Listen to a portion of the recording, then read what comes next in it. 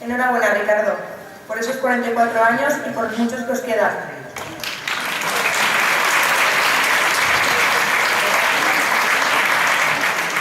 La siguiente intérprete es natural de Gabriel, Castellón.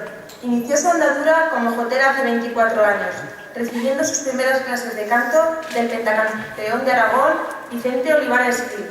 Su último trabajo musical ha sido la grabación del CD Alabada a la Jota, a principios del 2013.